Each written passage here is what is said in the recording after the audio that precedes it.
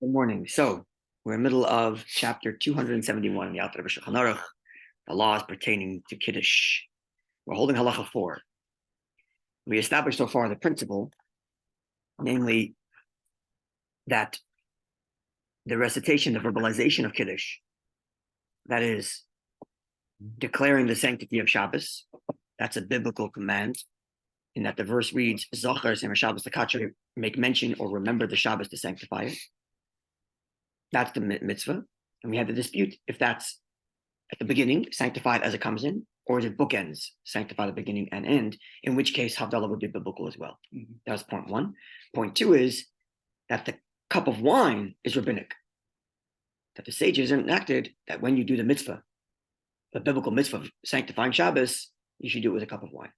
Now this is important because if you want to delay your meal and Kiddush has to be performed and recited at the place of your meal, then you may do so. You may delay your meal. Even though ordinarily the rule is make Kiddush as soon as possible, you can delay your Kiddush to be at the time of your meal because, biblically speaking, you rely on the fact that you've announced the declaration of the holiness of Shabbos already in your Ma'ariv. So you're like choosing to apply your biblical command to what you did in Ma'ariv, and that way you can delay your Kiddush to later. Although ordinarily, you fulfill your mitzvah in Kiddush as per the sage's prescription that it should be with a cup of wine. This is where we left off. Now, he says the Alter Rebbe, now the Alter Rebbe is giving us now more foundations and building blocks. Foundation and building block number 2 is going to be about the Kiddush of Yom Tov. Right, we talked about Shabbos, now we're going to talk about Yom Tov. And then the building block after that is going to be something we touched upon when we learned Havdalah, which is the obligation of women in relation to Kiddush. And then further building blocks that will help us build a picture of the halachas of Kiddush. So halacha daled. HaKiddush b'Yom Tov, the Kiddush on Yom Tov. Halacha daled, halacha 4, right? So that would be what, there's no page numbers, the third page, the fourth page. Yeah. HaKiddush b'Yom Tov, the Kiddush on Yom Tov, who medivrei sofer, is rabbinic, right? The Kiddush, remember, comes in the verse that says, Zocher es yom ha-Shabbos l'Kachor, remember the day of Shabbos, to sanctify it or make mention. There is no such verse that reads, remember the day of holidays to declare it holy. You have remember the day you left Egypt, but that's not a mitzvah to sanctify. It doesn't say remember the day you left Egypt and sanctify it. Remember the day you left Egypt. Okay, so we have an obligation to remember Egypt every day, which we do. Multiple times we make mention of the Exodus. But there is no mitzvah, declare the sanctity of Shabbos, to declare the sanctity of Yom Tov. Which means the Kiddush is of a lower standing than the Kiddush in Shabbos. Because the Kiddush in Shabbos is biblical, but the Kiddush in Yom Tov is rabbinic. But nonetheless, the law, all the laws of the Shabbos Kiddush apply there as well. When the sages enacted that you should declare the sanctity of Yom Tov, they said the same way you do it for Shabbos, biblically, do it for Yom Tov rabbinically, which means your cup has to be full. It shouldn't be pogrom. Stand, hold the cup like this, the place of your meal, all the laws that apply to the Kiddush of Shabbos apply to Yom Tov. You should do it as soon. Right. So where's a practical difference if it's rabbinic or biblical? So here's a very interesting scenario, which has wide-ranging halachic application. And we're going to read a footnote, which gives us a very fascinating historical halachic subject that perhaps we'll explore one day and Meet the Giants. On Shabbos, maybe we'll explore the subject because I think it's very fascinating, as you'll see. And it seems like this was a real story. Let's see. So what would be the difference if it's rabbinic or biblical? So here's like this. He only has one cup of wine available to him. And Yom Tov is on Erev Shabbos, which means it starts Thursday night. So Thursday night's Yom Tov, and Friday night is Shabbos. You have one cup of wine now. It's Thursday late afternoon. Should I make Kiddush now for Yom Tov? And use the cup for it's Thursday night for Yom Tov or Friday night for Shabbos. So it's Thursday afternoon. It's just before Shabbos, just before Yom Tov. Or Yom Tov started already. It's Thursday night. And I only have one cup of wine. I have no cup of wine coming to me between now and tomorrow. So should I make Kiddush now, declaring the sanctity of Yom Tov, or say, no, I'm not going to use the cup now of wine and use it tomorrow when I make Kiddush for Friday night? Well, what's the answer? What I would do is make the Kiddush with the full cup, pour a little, because into a glass. And save it for tomorrow. And save, okay. And let's just say you only have, it's a good point. Let's just say you only have a Revius. We're down to the bare minimum wire. You cannot use it for both. We had that solution for other cases where a person wanted to combine 1 cup of wine for, okay, that's true, if I had enough to go around for that. But this is a case where it's just the Revius, there's nothing available. You can't use it twice. He only has 1. That's it. I think the Shabbos takes precedent. So Shabbos takes precedent because it's your biblical. Oh, so as he says. And you could use bread for Friday night. No, for the Shabbos. It's a holiday. Can you use the bread? Perhaps. Presumably, yes. But the question is, should they save the wine or give it later? Or use it now? Save it. My opinion. So he answers. You're right. Kiddush Shal Shabbos, the Kiddush of Shabbos, Kodim L'Shal Yom Tov, takes precedence over Yom Tov. Because it's rabbinic, because it's biblical, whereas Yom Tov is rabbinic. Given Sheikar Kiddush b'Shabbos in Torah, because the primary mitzvah of Shabbos of Kiddush on Shabbos is biblical. Even though the cup element is rabbinic, but because the primary Kiddush of Shabbos is biblical and the one of Yom Tov is rabbinic, therefore, even though you're fulfilling a rabbinic mitzvah of holding a cup, delay that and do it with your biblical mitzvah tomorrow night. Okay. When you say delay, then what you're going to have in mind? No, I mean delay as in postpone the usage of the cup. Forgo, yeah. Postpone the usage of the cup for tomorrow. Postpone the usage. Yeah. Sorry, that's not the right. Delay is not the right word. Okay, it's clear. So here we have a practical application, which obviously is very rare, thank God, nowadays, because everybody has wine. And if you don't knock on your neighbor's door, they'll give you a cup of wine. What's great about this is it sheds light on what to do. What the idea is. What to do, but what the precedent is. That's correct. So this is that's right. So we laid down a foundation that Yom Tov is rabbinic, Shabbos is biblical, practical application. And if you have a choice to use a cup of wine for Shabbos or Yom Tov, use it for Shabbos, even though you're going to be foregoing the usage of that thing on Yom Tov, which is Thursday night. Now, why is this relevant? Let's look at footnote 16. Very important footnote. It's a long one, but as I mentioned, this is a historical, interesting halachic conundrum that's was controversial in many cases, in many times in history. And you'll see, and perhaps one day we'll explore it more because it's really fascinating. If you only have 1 cup, can you use for the Yom Tov, can you use beer? For Yom Tov, can you use beer? Based on what we learned so far, let's say you could. I don't know the answer to that question, but let's say you could. It's still optimal to use wine, which means you're still deferring the usage of the wine till tomorrow, even if you can get away with, let's say, using challah or beer. But you still are obligated to not use the wine now and use it tomorrow because tomorrow is more important. Yeah. Even though you might have some other solution for your Yom Tov Kiddush, right? Okay. So now let's see. In his Kuntris Acharon, footnote, what was the number? Was it 16? In his Kuntris Acharon, it's printed in the back there, on the 3rd or 4th last page there. You see the footnotes. Further back, go further down. Footnote 16, not halacha 16. So go further down. Go to the end. The end, yeah. All the footnotes are in the back. Not the very end, but the end of the paragraph. Those are the Hebrew footnotes. Before that's English. There we go. So go to 16.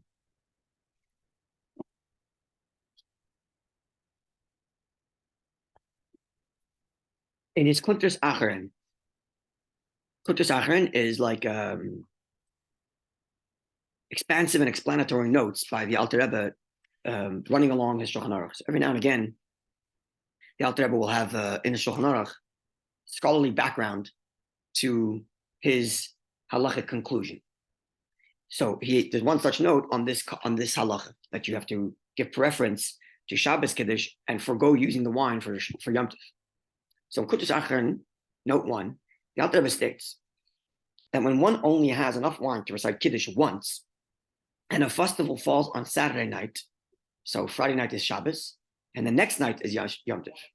So there is no question that he should use the wine to make Kiddush on Shabbos, because as a rule, one should not bypass a mitzvah in favor of the performance of a different mitzvah at a later time. Right? So Shabbos is now, Yom Tov is tomorrow. So I'm going to use the Kiddush cup now. Now, this is, by the way, opposite to what we said here. The Yom Tov is right now. I'm forgoing the usage in favor of something tomorrow. So I'm breaking that principle. Right. 'cause So, it's an exception. Correct. So we here declared, because we just learned that Shabbos is biblical, give it more preference. Not so simple.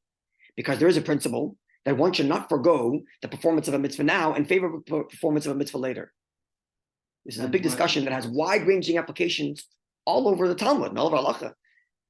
And you could even say that this comes down to the Rogachover makes the case that this comes down to the essential dispute between Beis Hillel and Shammai. Do you look at the totality of what is, and therefore potentially I have a better performance of a mitzvah later, delay what you have now? Or do I say, no, whatever I have an opportunity to do it. What will come later, we'll make a solution then. But if I have an opportunity now, take it. Which one do you? That's a running It's a running dispute. Yeah. And it has wide-ranging applications. You'll see a very interesting one momentarily. But here, as we're going to learn, everybody agrees you still delay, because you only have this principle when they're of equal standing. And therefore, you don't delay now for tomorrow. But here, tomorrow's is of a higher standing than today's, and therefore we do forego it. And that's what the Alter is explaining in this footnote. So let's see. So now, second paragraph, in connection with this latter concept, right? This latter concept that one should not forego the performance of a mitzvah now in favor of one later. The Alter Rebbe cites to a responsum of MITZVAHS, volume 4, responsum 13. This is a very famous responsum. Responsum, as we know, we learned about this, is the question and answers, right? There's the responsa from the halachic authorities, where people would address their questions to major halachic authorities, and the authorities would write letters back. And then these rabbis would write letters back, would also make a copy of these letters for their own record, and then publish these. Right? So it's like studying the Shulchan Aruch is like studying the code, and responsa is like studying. It's like case study, or like you read previous judges' rulings to see precedent. Right? So MITZVAHS, basically a law school book. It's right. It's a case study versus case book. It's a case study versus reading the actual code. Right? Right. Okay. We use a lot of that responsa in our Shabbos afternoon. Meet the Giants. We use quite a bit of responsa. It's a very fascinating thing, because responsa gives you a window into Jewish history, especially in the questions. Because when they address the question to the rabbi, you can see what were people's concerns, not just what were the issues of the times, and not just the elites, which is what, let's say, letters of kings will tell you what the elites were up to. But letters of response will tell you even what the simplest of Jews were up to. It's nice. That's an interesting point. Right? It's like an historical background. My chicken died. How do I make it kosher? My wife is upset at me. My brother-in-law did this to me. Things that people dealt with on a daily basis. Now, the MITZVAHS is the same generation of the Beis Yosef and the Arizal. Also one of those. He's a little older than them, I believe. Was he? I don't know. But also from the Gerushe Sfarad, from those who were exiled from Sfarad. So here's the question he received. Who writes about a person who was imprisoned. He was imprisoned by the local authorities. If I remember correctly, it's because he failed to pay whatever they were extorting him for. If I remember correctly. But I remember this fascinating story. And was given permission to leave prison 1 day a year. So he asked MITZVAHS, which day should he choose? So I can only take 1 day a year. Should I pick Purim was an option? Because Purim has multiple mitzvahs. You have to fill in, that's a weekday. You have the 4 mitzvahs of Purim. You have davening with a minyan, Torah reading. You can get Zachar, the remembering of Amalek, all kinds of mitzvahs. Should I pick Yom Kippur? It's the Day of Atonement. It's the whole high spiritual day. Or take the first opportunity. Come out tomorrow.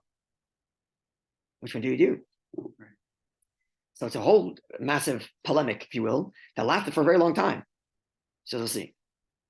The MITZVAHS replied that the guiding principle is that one should not bypass a mitzvah. Hence, he should leave on the first day that a chance to fulfill a mitzvah he could not fulfill in prison present itself. So the moment you come to a day on which there's a mitzvah that you couldn't do in prison, that's when you should go out. So Shabbos you can do in prison. Let's say if it's not forced labor, you can keep Shabbos. So don't go out on Shabbos. If it's not forced labor, and if it's not forced eating, you can go out. You don't have to go out on Yom Kippur because you can perform Yom Kippur too. But if I don't have to fill in, then tomorrow morning go out so you can do the mitzvah as soon as possible. That's the MITZVAHS' argument. The Alter Rebbe mentions in this Kiddush, the Alter Rebbe's notes there, mentions that there are other authorities.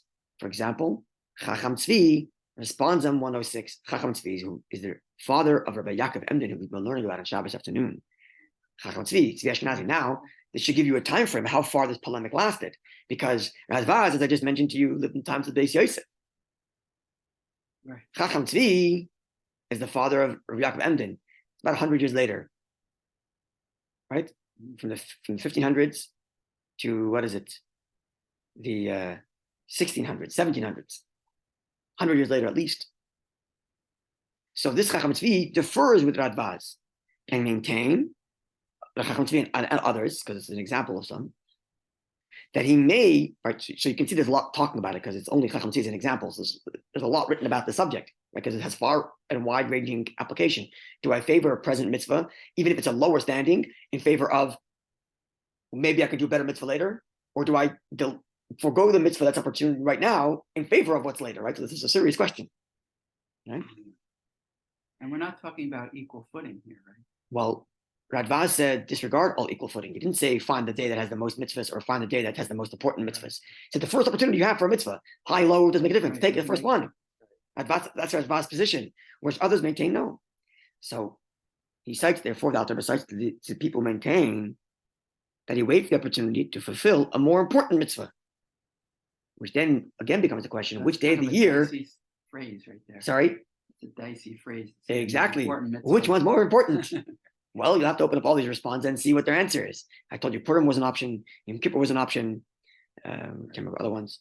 But then how do you make now that you lay out all the mitzvah, how do you, it's not just one choice, Shabbos Yom Tov, but you have many choices. You have one day of the year, so you have any choice It becomes very difficult to choose what's more important. That's than correct. the other. So It's impossible. that's why the Radvaz is neater. Right. The Radvaz is much neater. Take the first opportunity. Right. I think The other one's much more dicey, because once you enter into the realm of choose the one that's most important, now you have to lay out all the mitzvahs that the year presents and make a hierarchy of what's most important. So how do you measure what's most important? Find the day that in which you can fulfill the most number of mitzvahs, quantitatively, Purim, or find the day upon which you have the most important mitzvah, Yom Kippur, let's say, I don't know, or Rosh Hashanah, maybe because Shofar is so important, right? It's a very serious question. Yeah. So I just briefly keep eager to speak, because this is very interesting. Rabbi was asked, Radvaz was asked, guy is stuck in jail. He was offered the opportunity to come out one day a year. Which day should you choose? So Radvaz said, take the first opportunity you have to do a mitzvah that you couldn't do in jail. So if you couldn't put on tefillin in jail, go out tomorrow morning and put on tefillin. And others said, no, find the most important day of the year. And then the question becomes, what is the most important day of the year?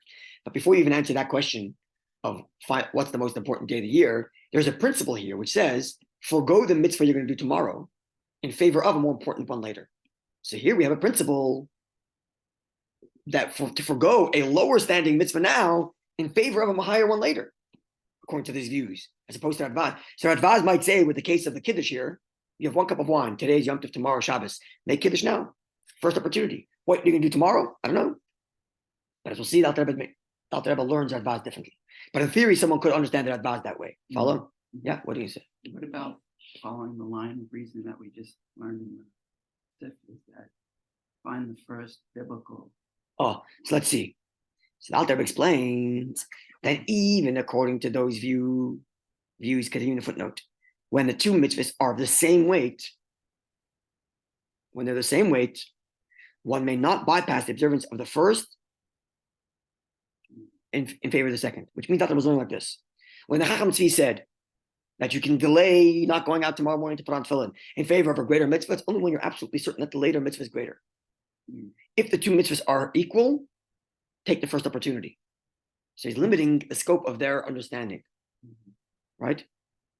Which in turn changes the way you would understand the Radvaz. That when the Radvaz says take the first opportunity, it's again if they're of equal footing, or at least equally biblical, let's say. And therefore, the Alter writes, in our situation, the first Kiddush that presents itself, the Shabbos Kiddush, is also of greater weight than the second Kiddush, the Kiddush of festival, since the obligation to recite Kiddush on Shabbos is fundamentally of a scriptural origin, while on festival, the obligation to recite Kiddush is of a rabbinic origin. And therefore, the Alter maintains delay today's mitzvah of Yom Tov because it's rabbinic in favor of tomorrow's. Mhm. Because they're not on equal footing. They're not on equal footing. It would seem. We have to look in Kiddush Achron inside. And again, it's a fascinating window into history. And as mentioned, you can see from the footnote there that there are MITZVAHS, and then you have others, Chachams be included, or of a different opinion, and out there making some sort of synthesis. So perhaps one day Kind of, we'll explore this, the adding in history. between the lines. That's right. So perhaps we'll explore this one day because it's very fascinating. This history of someone getting in jail and coming out, the history of this whole thing is very, very fascinating. Maybe one day we'll look at it. Great question. Isn't it great? Isn't it great? What's of more importance in the Shabbos mitzvah? What do you mean? What mitzvah is more important than the Shabbos mitzvah? Well, it depends how you look at it. Well, let's say I have one day a year, right? Yeah. So can I observe Shabbos in jail? If it's not forced labor, yes, I can. So don't go out Shabbos. I can't put on tefillin, so go out Thursday is better. Even if it's less of a holy day, but I'm doing another mitzvah that I couldn't do otherwise. Even Yom Kippur. I could fast in jail, so why come out Yom Kippur? Right? Or you argue, which day of the year will you get the maximum number of mitzvahs? Seder night? There's a lot of mitzvahs on Seder night. Purim also has a lot of mitzvahs. For saving a life.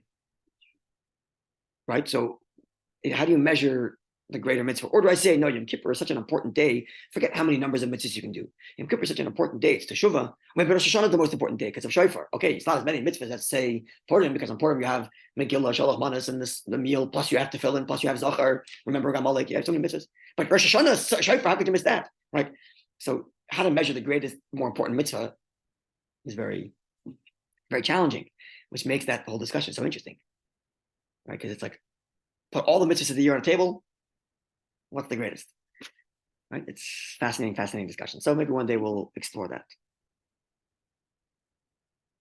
Okay. You didn't answer my question. What was your question? What did you think was the most important? Oh, I don't know. I don't have an opinion. I don't have an opinion. I have to read all of the. I have to read all the literature on the subject, and then decide which way to go. Yeah, because there's so many on Passover. There's so many. That's right. Rosh Hashanah. So now you're going by quantity of mitzvahs. In that case, Pesach far outweighs Rosh Hashanah in number of mitzvahs to perform. Yeah. Right? Purim would outweigh Rosh Hashanah in terms of number of mitzvahs to perform. But if you're going by like importance of mitzvah, I don't know, how do you measure the importance of mitzvah? Yom Kippur is. Do you measure it by the kind of punishment Torah prescribes? Where Torah says that if you fail Yom Kippur, it's excision, it's the highest punishment. Whereas a person fails to blow shofar on Rosh Hashanah, what's the punishment? Lashes, maybe? Not even. Right? So it's not so simple to measure these things. And we have to read all the literature on this. Maybe one day we'll do it. Why did this guy, remember his daughter, when they went into Israel, his daughters were denied the land. Yeah. And they Tzlachot, finally yeah. gave it to them because it wasn't their fault. Their father was chopped wood on Shabbos. Yeah. Tzlachot, the daughters of Tzlachot, yeah. Give Why them does- inheritable rights. Yeah. Inheritable Then they rights changed of the law. land. Why was the law changed? Because in The father who died the without Chayinu, sons. Yeah. it said that if you're alive, if you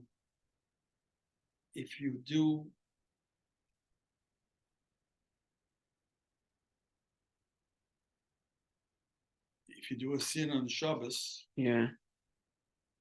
whether it's with intent or without intent, you're not liable. And No, that doesn't sound right. I had this with That doesn't sound right. yeah. Give me the source. I think I erased it. Maybe it's without warning, maybe. If you didn't have any proper warnings. Maybe nowadays I you was told that libel meant only in a court of law. that's true. But was this guy killed in a court of law? Yeah, absolutely. So why did they change it? No, nothing was changed. So you're not liable. Maybe I don't know. I have to look at circumstances. Okay, so I guess we'll stop over here. Wish everybody a wonderful Shabbos. And God willing, we will go to the principles of women relation to Kiddush on Monday. Monday is Labor Day, isn't it? I think Monday's Labor Day, so I have to wait and see what the schedule for davening here is. Okay, wonderful day. Probably gonna be- Yes, maybe we'll wait till Tuesday. A wonderful day and a good Shabbos. I have to mention today is my brother-in-law's birthday. Olav Shalom. his birthday, so we'll dedicate this learning to him. Michal ben Yabad L'chaim Tovim Yud Leib. Today would have been his birthday. It's also my father-in-law's mother's yard sale. Oh wow! You know, Sorry, so the bat. Don't know. mm, Get dedicate for Nisham as well. amen. Okay, wonderful day, Yidden.